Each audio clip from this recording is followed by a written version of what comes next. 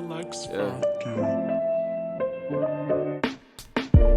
I can smell all of the smoke, all that love and positivity, that shit is a joke. I should dead them all, my heart ski down slopes. When you did piggy bank, everybody wanna see you broke, bro. Me and snakes don't lip lock. I don't think the feet look good on me like flip-flops. I know if I spit it, it belongs in a Ziploc. They know I'ma kill them, all they hearing is tick-tock. Your time is up. Where there's fire, you see the smoke, yeah. I know liars, I seen them fold, yeah. I'm so tired from all these souls, it's done been a good year. My tires don't leave the road, yeah.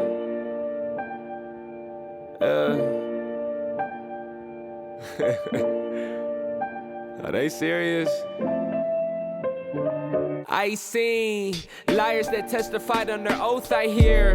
Rappers not living out what they wrote, my peers. Ought to be studying, taking notes. How you hate me to the core when I keep your ass afloat.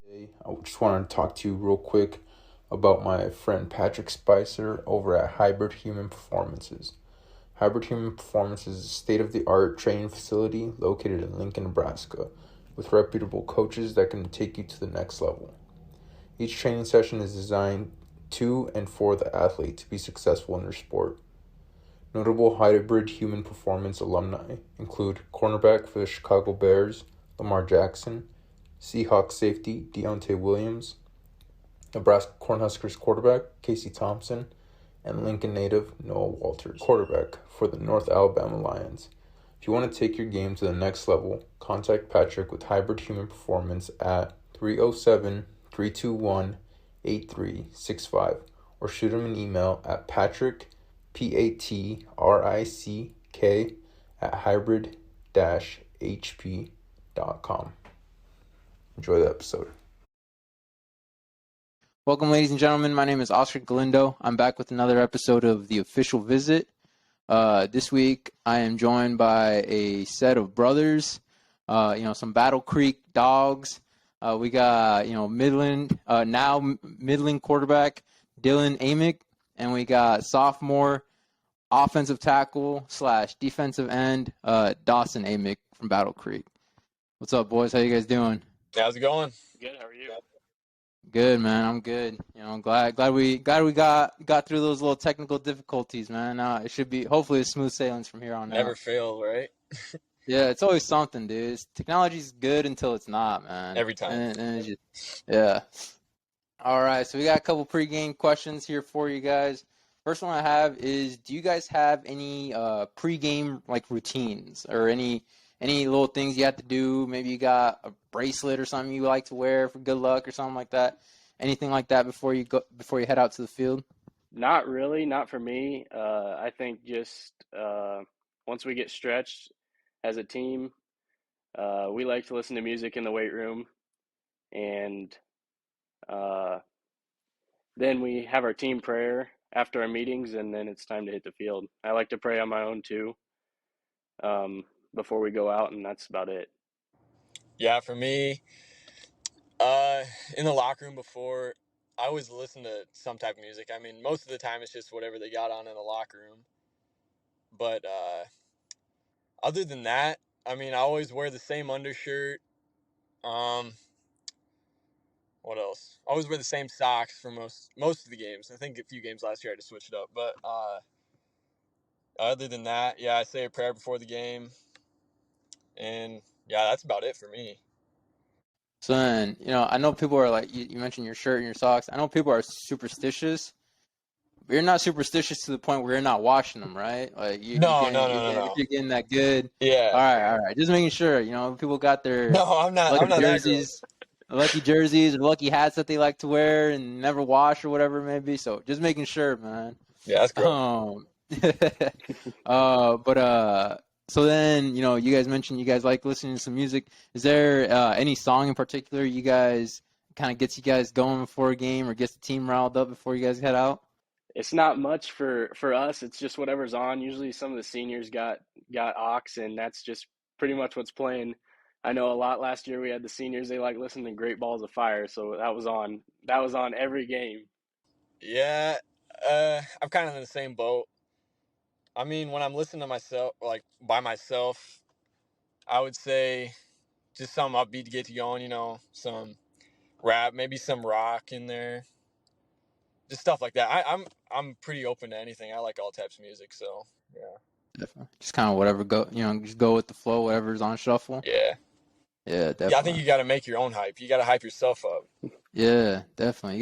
Sometimes you gotta take yourself through play something super hype and Yeah. then bring yourself down with some little Calm slower yourself tempo down, or yeah. something. Yeah, you gotta keep your not emotions, but that adrenaline in check a little bit. Mm-hmm. So the next one I got here for you guys is who is your favorite player to watch at your position? Just player that maybe you try to emulate your game after, or whoever, maybe just like watching them on the field. And it could be college or NFL, so either or. For me, I really like to watch Trent Williams. He's really fun to watch. Watching him get out and move, how athletic he is at that size is pretty cool. So I really like to watch him. Yeah, scary dude, man. Yeah. Scary dude. Yeah, for me, I mean, I'm a Colts fan, so it's kind of sad, but Andrew Luck was always my favorite guy to watch because he was always, just how he carried himself on the field, and he was obviously a great player. I mean, sad to see him that he retired and all that, but we'd love to have him back. Yeah, no, he was insane, man. Yeah. That I remember when I was a Patriots fan. I'm a Patriots fan. So, I kind of have a little bit of that, right? But I respect Andrew Luck, man. He was a dog, dude. Yeah, good. I mean, good for him. I guess, trying to watch out for your health and stuff. He's got a good brain, so maybe it's important for him to protect that a little bit more. Yeah. So then another kind of question, kind of in that same realm, is who is your guys' favorite? Do you guys have a favorite set of football brothers? So it could be like the Watts or whatever it may be. I think that's probably where I would start is the Watt brothers. I think what they've been able to do is pretty crazy, and especially just watching them on defense, they're probably my two favorite guys on defense. Yeah, I've got to say the Watt brothers as well. Yeah, no, just insane athletes, man. That's I think right. if I had, I'd go with Watts, but I'm also a little partial to the McCourty twins. Oh, yeah. They were just a good pair of defensive backs, smart guys. So that'd be my pick. And then last warm-up question I got here for you guys is, what is if I'm heading out to Battle Creek, say next year, I'm gonna go check out a game or something, and after the game, I gotta get a bite to eat. What's a good spot to stop by and grab a quick bite before I head on back home? In town, we don't have much. Town of 1,200 or whatever. It's just there's not a whole lot there. But after the game, we'll usually go to Norfolk, which is just about 10 miles east, and we'll have usually all of us players will go to McDonald's or we'll go to Raising Cane's or something after the game. Yeah, I mean, when I played back there, I went to McDonald's a few times. I didn't go there very often, honestly, just because I was tired and I just wanted to go home and sleep. So, yeah, but I gotta get a little plug to Battle Creek. Like, we got Goodies restaurant there. They're probably not open after a game, but then I mean we got a Subway too. So that's about all we got in Battle Creek. But yeah, most of us go to Norfolk after a game. McDonald's is kind of the spot. So. The spot, yeah, man. That's it's open late. You got a quick McDouble. You got rewards now. You can get like a 20-piece and 2 large fries. That's my go-to, man. Mm-hmm. Split that. It's just a lot of fun to be with the guys after the game. Yeah. The rival Definitely. teams might show up, but it's still a good time. There you go. Take it to the parking lot, right? Hopefully not. Yeah, no, definitely not. But yeah, sometimes those small towns, dude, they have those little gold mines, hole in the wall, little diners or whatever it may be, little burger spots. So, so always like to check out, see what's around in the state. So yeah, actually, I forgot. We do have a good little bar. I mean, technically it's a bar, but in Battle Creek they call it Fightin' River. They always have some good burgers and they make some good pizza too. I mean, after the games it's kind of off limits because it's kind of like late night Friday night bar, so kids can't really go on there, but on a normal day you can. So yeah, okay, yeah, Fighting Rivers, man. So you can make it there. You can make it there. Yeah, I can get in there, man. I'd make the cut, but yeah, I get you, man. I might have to check that out. Like I said, if I go, see see a Battle Creek game or something. Yeah. Yeah, so now, we're gonna kind of transition here. Talk a little bit about your guys' seasons. And I'll start here with Dawson. You played your sophomore season, left tackle, defensive end. You guys had a great season. You guys finished 9-3. You guys you're close to making it to that big game.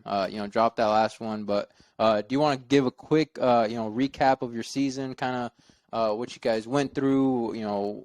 Maybe talk about your season personally a little bit.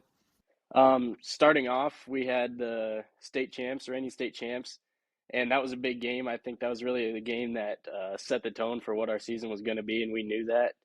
And then I think that momentum just carried on throughout the season, and we had some tough teams that we were able to get over, and then we had Norfolk Catholic and Ord that were really tough games for us that we didn't quite pull out. But then ending the season, I had first round of playoffs. I tore my shoulder out, so I was kind of limited on what I could do. I played the rest of the season with what I could, and then our final game against Cedar Catholic was a tough game and cold and everything. I think it was a 6-0 ending, and it was a tough game. Really disappointing because we've been 2 years now in the semifinals, so it was a tough way to end the season, but it's all right. We got 2 more years to come back and do great things. I think we got a lot of guys that are going to step up. We'll definitely be missing some guys next year, but I feel like we got plenty of guys to fill the positions. You guys made it all the way again to the semifinals. You without Dylan, you guys had he was the starting quarterback back there for a while he was out there. So that kind of speaks a lot to your guys' culture and kind of, how should I say, dedication towards winning. Dylan, do you have any thoughts about your time back when you're for Battle Creek and kind of and then you get Dawson, if you also want to chip in, talk about what that culture is like, because like I said, you guys are constantly up there with some of the top teams. Have tough defense, it always seems like. So talk a little bit about that. Yeah, historically, Battle Creek has always been one of the top teams, always up there, at least in the top 10. I can't remember a time where Battle Creek has been under the top 10 we've always been good. And I know it's like all the state championships have been in the 90s, all that stuff, kind of like Nebraska, honestly. But, we're always good. We're always right there. And I think within the next few years, like my brother's class has got a really good class. I think they definitely have a chance to make it all the way and finally get the job done, which we've been right there, haven't been able to get there in the past few years. But overall, as a culture, Battle Creek is definitely a football school. And we are, I think, at least 90% of the guys in each class, I would say, probably play football. So we definitely have the numbers for the school we have. And Battle Creek just loves football, and you can tell. Yeah, our fans are great. I mean, it doesn't matter. We played in Gordon this year. We played in Shadron last year, and it was just, we had the same fans that we had at home. It was crazy. They filled the bleachers. And I think that's one thing that keeps our team driven, is having that support behind us, because, you pretty much got the whole town behind you no matter what. And all those guys, they know what that means, and it's just great to represent the school that way. Yeah, having great coaches, having great teachers, administration, all that stuff, they just keep that precedent that this is Battle Creek football. And ever since I've been there, it's always been great. So yeah, definitely. And kind of along with that, you guys have, like I mentioned, you guys seem to have always some tough hitters on defense. On offense, and you guys like to, you guys got bulldozer Trent in the backfield. He could just knock people over. So you guys have very physical style of play. Is that something that's kind of you guys are trained to like play physically, or where do you guys get that like dog mentality? Because even at quarterback, Dylan, you're out here, you could drop the shoulder every once in a while too. So tell me a little bit about that. yeah, I think that's just the Battle Creek DNA. Like, you look back every year, there's always one guy that's always like, he's always a hammer. Like, there's always, you go back, watch the film, there's always this one guy, every time he gets the ball, every time he goes in on the tackle, you know it's going to be a hard hit. So, yeah, I mean, I think it's just being out rural Nebraska, there's all the farm kids, so they're gritty, they're going to work hard. I think that all has to play into it. Yeah, I think Battle Creek's history is just it's proven itself, and everyone knows what that stands for. And we got a lot of guys that are really into it, and it's fun to play with them because they're so passionate about it. And when you get a chance to make a big hit or play in a really tough game, everyone's up for it because it's just the way they were raised. And I see that in your guys' tape. I was just, I was watching yours the other day, and watched, like I said, Trent. You guys have always some good linebackers and good like Elijah or Eli. Yep. This year, and yeah, just always got some dogs on there. But what do you guys, what do you guys have to do? This is mainly Dawson, but what do you guys have to do to get over that hump? Like you said, you guys have very talented class. 2024 class, and then your class as well is very talented. But what are some steps you feel like needs to be taken in order to make that final jump and be able to get to the game and eventually hopefully win that? I think we work really hard throughout the year, and we do, and it shows throughout the season. But I don't know what happens during the playoffs. I feel like we have good game plans, and we know what's coming. Everything that we plan for comes, and it just I'm not sure what it is, but I feel like these next few years we're going to get over the hump because we're right there and we have all the components to do it.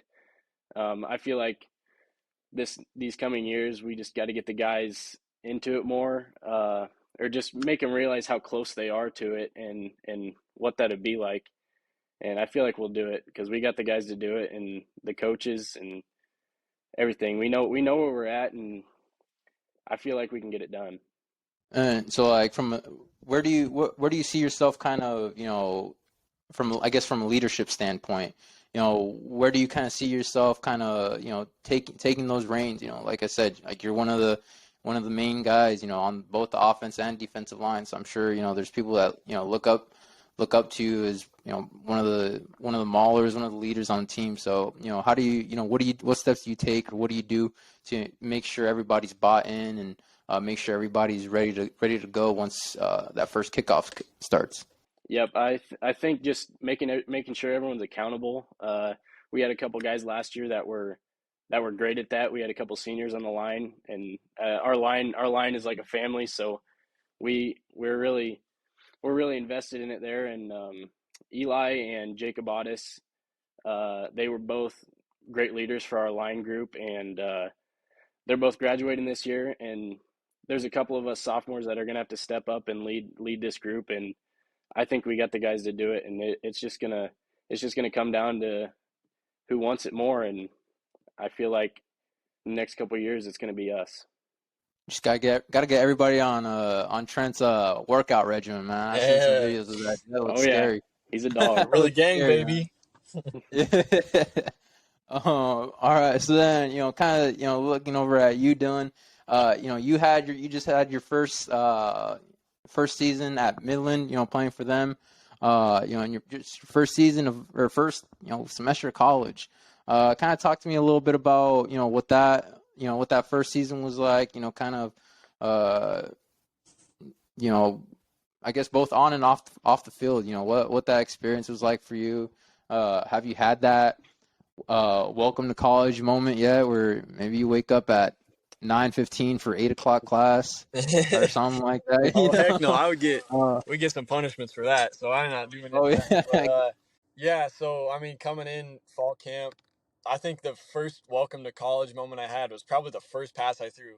I'm not gonna lie, we ran it's kind of like a bench concept, I guess you could say, and I threw it, and I've never run anything like that, to be honest. So first ball I threw was a pick, and I was like, yep, this is college, man. So yeah, the coaches kind of thought it was funny because they were like, yep, welcome to college. So I think I got that moment pretty quick. But other than that, yeah, going into fall camp, I learned I learned a lot about football just because, I mean, I'm focused on quarterback only. Like in high school, I was playing both sides, so I kind of had to shift over, you know. So, yeah, but I'm just learning a lot about football right now, about offenses, how to read defenses, how to just be a smart quarterback. Um, yeah, I guess last season, obviously, I'm a freshman coming in. I think it was just me and one other guy coming in at quarterback. So, uh, we had 8 total quarterbacks. Yeah, 9, and then one was ineligible because he transferred. But so we had 8, and then uh, last year I didn't play any of the varsity games, but we have like some JV games. We played in 2 of them, so we had to cancel the rest of them. So just because a lot of guys getting hurt and all that, so played in 2 games. The first one was an eye opener. We played Dort up there, and it was a physical game, and I got roughed up a little bit. But then we played Morningside. That was a good game. We were really close with them and scored a few touchdowns on them. So that was really fun. Just getting a taste of what it can be like in the future is really fun. I think right now we're getting to the end of fall camp. I just got done with our last technically like in fall camp workout. So after this it'll start ramping up. So we got one more practice tomorrow night, and then spring game is on Saturday. So yeah, we just got a new offensive coordinator. So I've been learning the new offense. I've honestly learned a lot more about football just through him, and yeah, he's really smart. I'm really excited for our offense next year. So then, where, like you said, a lot of it, now you're focused solely on quarterback, just that one position, and having all that, first year in the system, learning from college coaches. Where have you seen yourself kind of grow the most in your game? Yeah, I would say the most, um, just the knowledge of the game, honestly. Just being able to read defenses. Like in high school, we run like curl right. You're reading like the outside backer. That's it. But this, you gotta like read 3 levels. You gotta know where the safety's going. Like when he moves one place, you gotta know what that means for the rest of the defense, and then off that where you should throw it, all that. So prior to this, I mean, a little bit in 7-on-7, we kind of went off that, but yeah, this is definitely like the, I guess, most complex offense I've run, and it made me have to learn a lot more about football. And I mean, coming from a small school, we don't really have to worry about that, which is nice for that level. But here, it's definitely been a culture shock, I guess. And then, uh, yeah, I would just say, just learning a lot more about football. So when in that, like you mentioned, that Dort game was really physical. When you got that first, college hit, Mm-hmm. how did you pop up? Was it like, oh man, that was not fun, or was it all right? I'm good. I'm alive still. Let's go at it. If I recall, it was like a pretty big sack, and I like whipped my head back on the ground, all that. So yeah, it was. I think they just brought one more guy than we could have blocked for, and he had a clean hit on me, and I got smoked. So I mean, I got right back up, and I was like, that didn't feel great, but yeah, I mean, we had a next play to go on, so just got to shake it off and move on to the next play. So then, I also, when I was kind of doing a little bit of research here, I also noticed, you've been doing a lot of good things off the field, with your studies and whatnot, and, really, really hankering down on that student part of that student athlete title. Maybe you want to talk a little bit about, what you've been up to, what you're studying, kind of your plans a little bit with that. Yeah, so right now my major is business administration, and then I'm getting my minor in financial services. So right now I'm kind of looking at becoming a financial advisor or something in that field. I found a lot of interest in that. So I've job shouted a few places for a few of my classes that we've had to do, and then otherwise I'm involved in the FBLA collegiate here that we have at Midland. So we just had like our state conference last week, or yeah, it'd have been last week. So yeah, that was cool. I did FFA in high school, so I mean it's kind of similar to that, just more focused on the business aspect of life, I guess. So yeah, that was fun, and we had fun with all the other members there, and brought home like 2 5th places. I mean, not great, but for just going in and doing it out of nowhere, I thought I had a good time and I learned a lot. So yeah. Definitely, man. So yeah, it's good hearing, those plans that you have, after football and stuff like that. So yeah, Dawson, hearing kind of some of the stories from your brother, you still have 2 more years till you're making that decision, but kind of talk to me a little bit about, your recruitment so far. I know, 2025 is just still a little bit down in the priority category for a lot of schools, so maybe the outreach hasn't been a lot. But have you had any like talks with coaches? Any visits planned? I know you had, like you mentioned, that shoulder surgery. So how does that fall in with your plans as well for the off season? Yeah, this off season, I mean, I'm probably still a month away from getting released, but that might slow things down a little bit with camps and stuff. But yeah, other than that, I've talked to a few coaches, but not a whole lot yet. Um, Gets me excited about what could be the future, and I'm ready to see what we can do. So, yeah, try to get out some this summer and just show what I can do, and uh, maybe go to a couple of camps with some buddies and see what happens. So, like you mentioned, you're still a little bit of ways away before you can, fully, get in there and start getting some reps in or whatever it may be. But from once you're able to do so, what are some areas you're really looking to improve on or kind of fine tune this off season, before your junior year? Yeah, I've noticed with a lot of guys that just watching film, I noticed I need to get lower, and that's something I'm working on now while I can't really lift, getting lower, and my foot speed, my get off on defense. I think those are my three main things that I really need to focus on in my eyes. I'm sure there's more, but those are things I can do right now I can that I can focus on getting my foot speed better and my get off, and um, working on just working on those things.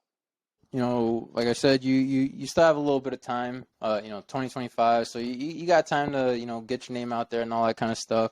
But say you did have a coach kind of call, hit you up, say, hey, let's get you in, and then eventually they say, why would I, why do I need you on my team? Or what about you is, would make you an asset to my team? What would your answer be to that? I think I think that if I'm really devoted to something like I am to this, I will try my hardest to do whatever I can to be the best, and um, I think that goes for both of us. I mean, Dylan works really hard at what he does, and I think it shows for him. So I'll just try to follow in those footsteps and do the best I can. Talking a little bit about switching over to Dylan here. Your recruitment, you guys, I feel like that your class, 2022 class, really took a bump with that, with Yeah. COVID, and then that push transfers all back a little bit. Talk to me a little bit about, your recruitment and, kind of your process. It seemed to it took off a little bit later, but eventually, like you said, you found your home. So, talk to me about that process and how you kind of kept yourself pushing through it. Yeah, so like you said, it kind of started slow. I think the first time I talked to coaches were probably spring of my junior year, so kind of late for what normal or like normally, I guess. But yeah, so I talked to a lot of schools around the area. I think about every GPAC team, so like Midland, Concordia, schools like that, like Doane, all those schools. I talked to Wayne State for a little bit, um, Augustana for a little bit, Sioux Falls for a little bit, and then ultimately I just figured that my best chance of playing and having a successful career was probably going to be in the NAIA. So I started getting more offers from like a lot of the GPAC schools. So I took visits to, I think, almost every GPAC school, like besides Jamestown and I think a few others. I just kind of wasn't interested in right away. So but ultimately I chose Midland, mainly just because of the people here. I love the coaches. I love how close we are to Omaha, so that's important for like my future, I guess. And we have a great team, great facilities. Yeah, I'm happy here, so I think I made the right choice. So yeah. So then, kind of talk, like I said, you guys were not only just affected because of all that stuff, but then I also get a feeling that unless you're one of the big name quarterbacks, or the national quarterbacks, I feel like coaches are also a little bit more hesitant, kind of, to offer quarterbacks. Maybe I don't know if they just need to see your full body of work or something.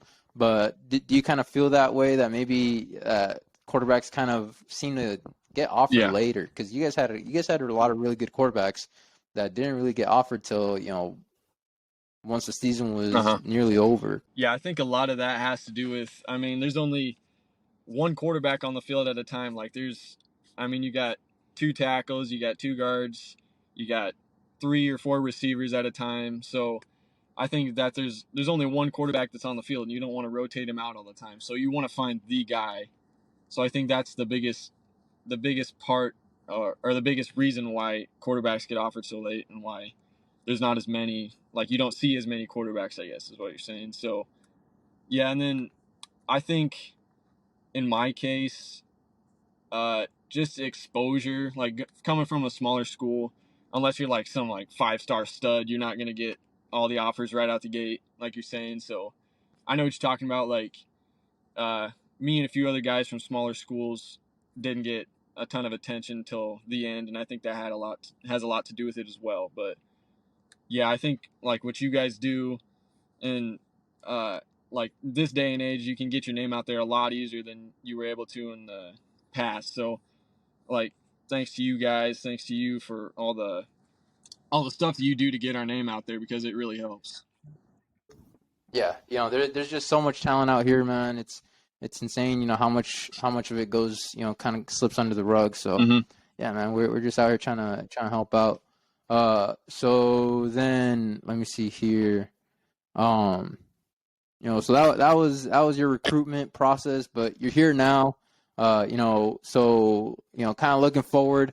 What are some goals you guys are looking to accomplish this year? If you guys had to set, write them down, some goals for next year, in football, outside of football, whatever it may be, what would some of those be for you?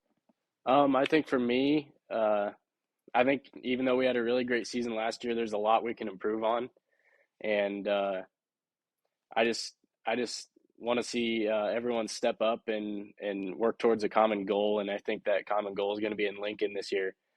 I think everyone wants it, and everyone sees how close it is. So I hope that we can get there, and that's probably my biggest goal this year, is to have everyone work towards that goal and hopefully achieve it. Yeah, as for me, I would say an individual goal. I just really want to get on the field this year and just kind of see, or kind of show what I can do out there. So, and for a team, obviously, we were really close to making the national playoffs last year. So that's obviously our main goal right now, and then getting that ring on our finger, because I think we have a team that can do it. And with this new offense that we're putting in, it's in practice that we're showing that it's explosive. So yeah, we're really excited for that. And I mean, championship's always the goal, right? So Yep, definitely. Yeah, so it sounds like, hopefully if everything goes right, we're gonna have the Class C2 title, and then the NAIA title up in the Amick household. So That'd be a dream. Yeah. That'd be awesome. Definitely. So then, one of the last things, kind of finishing up here a little bit, one of the last things I do on here is I kind of turn the table over to you guys. give you guys an opportunity to, shout out some of those people, family, friends, teammates, coaches, whatever it may be. Just those people that have helped you along the way, helped you gotten to this far. Just because we don't always get a chance to do so, in our everyday lives. So I think it's good to take some time to do so. So if you guys have some shout outs, man, it's all for you guys. I think this is probably speaking for Dylan and I. Our parents are great. With him playing 7-on-7 in Omaha and me working there a little bit with some guys, that's a 2-hour drive for us, and it doesn't matter what day it is, they're willing to make the drive, and they'll sacrifice anything they have going on to get us there. I'd like to thank our coaches. We have a great coaching staff, and they work really hard all week long, all weekend long, to get the next plan ready and to study film, everything. Our team is great. I love working with those guys. They're so passionate, and it's fun to see. Our fan base is amazing, and I'd like to thank God for blessing us, because nothing would be possible without him. So I think those are mine. Yeah. Yeah, just going off what he said, yeah, our parents have really put a lot of time and effort and money into just trying to give us every opportunity we can get. So I wouldn't, me or Dawson, we wouldn't be here today in our positions if it wasn't for them. So yeah, all of our family, our grandparents, they all support us greatly. Our coaches, strength coaches, guys we work out with, the Eulers, we work out with them a lot. So they're helping us get there too. Yeah, my coaches here in Midland, they're all great. Man, there's a lot, but yeah, I mean, guys like you, guys that help high schoolers out in Nebraska get some opportunities.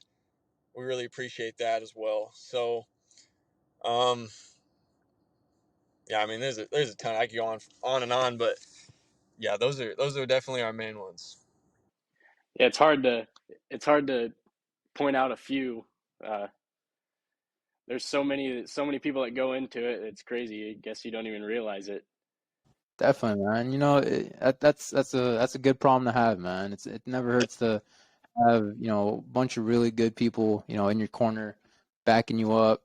You mentioned, your parents. I always see, pops up in the comments, dropping one of you guys' tapes. So, yeah, it's cool seeing that, man. Seeing, that kind of, like you said, just being in your corner, being supported, and all that kind of stuff. So, yeah, that's just something I like to give the opportunity to you guys to do, just because, yeah, life gets busy. We don't always get to say it, so yeah. We appreciate it. Yeah, definitely. I appreciate you guys taking time to do this. So, I guess last question. Trying to think of a good last question to end on. Let's hear a good Midland pitch, Dylan.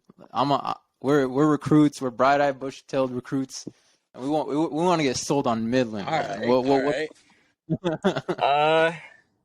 Let me think here. Yeah, I mean, if you come to Midland, I think the best thing about Midland is the people, which is one of the reasons why I chose here. So, Coach Jamrog, our head coach, he's one of the greatest guys I've ever met. He's gonna take care of you like you're his own kid.